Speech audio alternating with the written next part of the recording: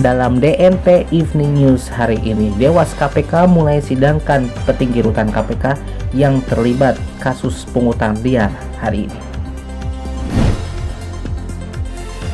Belasan ekor kambing di Gunung Kidul, Yogyakarta mati, diduga penyebabnya adalah sianida di daun singkong.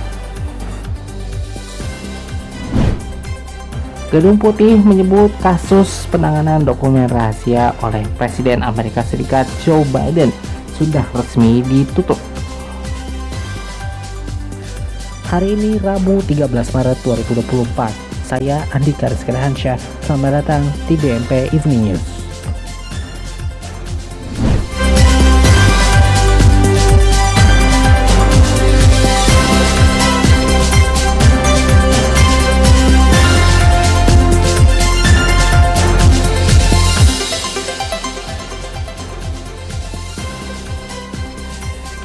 Dewan Pengawas Komisi Pemberantasan Korupsi atau KPK mulai menyidangkan perkara etik 3 petinggi dalam kasus pungutan liar atau pungli atau pemerasan di rumah tahanan KPK pada Rabu 13 Maret hari ini.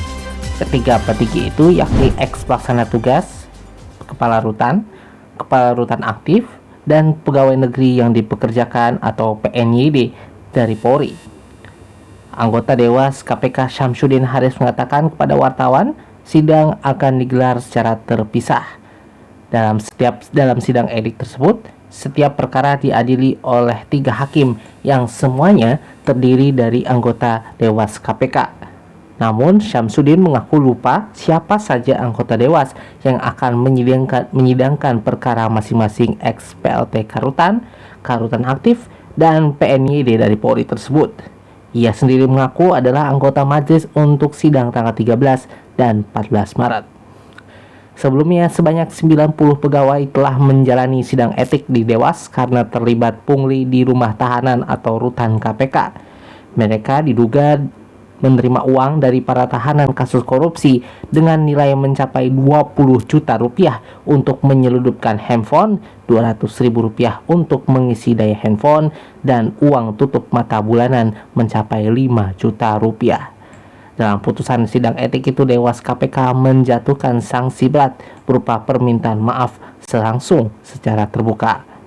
Dewas hanya bisa menjatuhkan sanksi moral karena pegawai KPK berstatus sebagai ASN.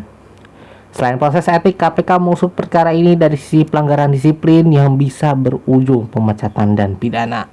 KPK juga telah menetapkan belasan orang sebagai tersangka dalam kasus ini.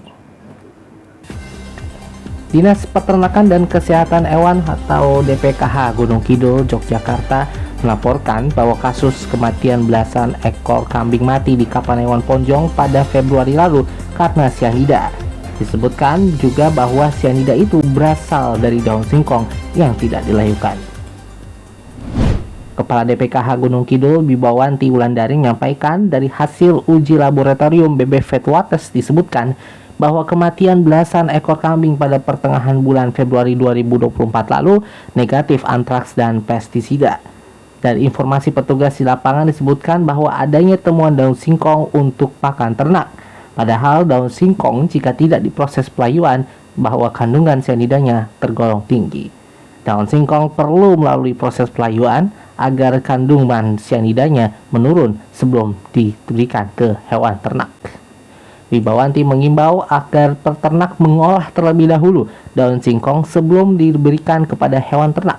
Sebab seluruh jenis daun singkong, tidak hanya singkong jenis karet, ada kandungan sianida di dalamnya. Sebelumnya, Dinas Peternakan Kabupaten Gunung Kidul, Yogyakarta melakukan pemeriksaan sampel terhadap puluhan ternak yang mati mendadak di Padukuhan Sawur, Kelurahan Sawahan, Kapanewon Ponjong. Diduga kematian ternak tersebut karena keracunan. Wibawanti mengatakan pihaknya sudah menerima hasil laporan terkait kematian ternak kambing milik warga Padukuhan Sawur tersebut.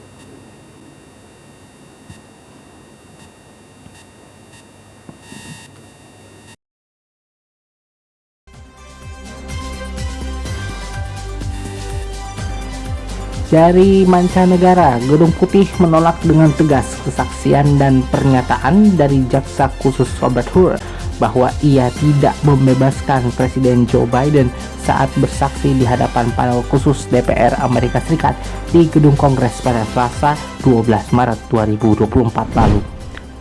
Dalam kesaksiannya, Hur mengatakan bahwa penyelidikan dan hasil laporannya terkait kasus penanganan dokumen rahasia negara oleh Joe Biden tidak memiliki motif politik. Dalam kesaksiannya selama lebih dari 4 jam di hadapan Komite Kehakiman DPR Amerika Serikat, Hur tetap teguh pada hasil penilaiannya yang ia tuangkan dalam laporan setebal 345 halaman yang mempertanyakan faktor usia dan kompetensi mental Joe Biden, tapi merekomendasikannya tidak ada tuntutan pidana terhadap presiden berusia 81 tahun itu. Laporan itu juga menyatakan bahwa Hur tidak menemukan cukup bukti untuk menyeret Biden ke meja hijau. Setelah sidang dengar kesaksian di DPR Amerika Serikat selesai, juru bicara kantor penasihat Gedung Putih, Ian Sams, mengatakan pada wartawan di Gedung Putih bahwa bukti yang ada tidak mendukung pengajuan tuntutan hukum dan semuanya sudah selesai. Anggota Kongres mengubah sidang dengar kesaksian pada Selasa lalu menjadi sebuah pertarungan proksi antara Presiden Biden dari Partai Demokrat melawan kandidat bakal capres unggulan Partai Republik Donald Trump. Sidang itu memainkan transkrip kesaksian Biden pada musim gugur lalu yang menunjukkan bahwa dirinya bersikeras tidak pernah bermaksud menyimpan informasi rahasia setelah tidak lagi menjabat sebagai wakil presiden. Sebelumnya, Joe Biden adalah wakil presiden dari Barack Obama pada periode 2009 hingga 2017.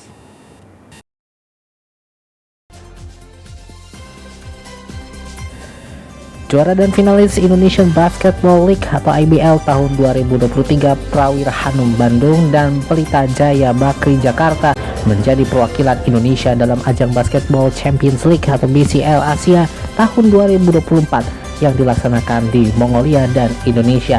Selengkapnya bersama Kevin Manoy.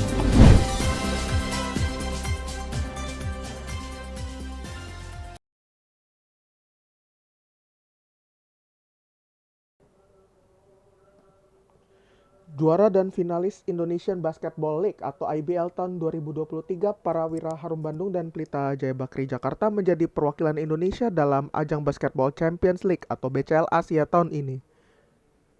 Kedua tim akan menghadapi dua babak kualifikasi di Mongolia tanggal 3-7 April 2024 dan di Jakarta, Indonesia pada tanggal 23 hingga 26 April 2024. Dikutip dari mainbasket.com, Prawira Harum Bandung masuk grup A bersama NX Matrix Deers dari Malaysia, Hong Kong Eastern Basketball Team, serta juara dua kompetisi bola basket Mongolia. Sementara itu, Pelita Jaya Bakri akan bersaing di grup B bersama High Tech Basketball Club Thailand, Android Club Singapura, dan juga juara kompetisi Mongolia.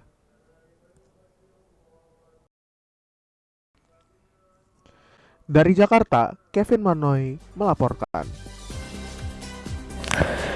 Informasi tersebut sekaligus mengakhiri jumpa kita dalam DMP Evening News edisi Rabu 13 Maret 2024. Kritik dan saran bisa Anda sampaikan melalui email kami di redaksi online@dmpmedia.my.id. Saksikan terus DMP Evening News setiap Senin hingga Jumat selama bulan Ramadan pukul 10 malam waktu Indonesia Barat. Saya Andika Rizky Rehansyah. Terima kasih atas perhatian Anda. Sampai jumpa. Terima kasih telah mendengarkan.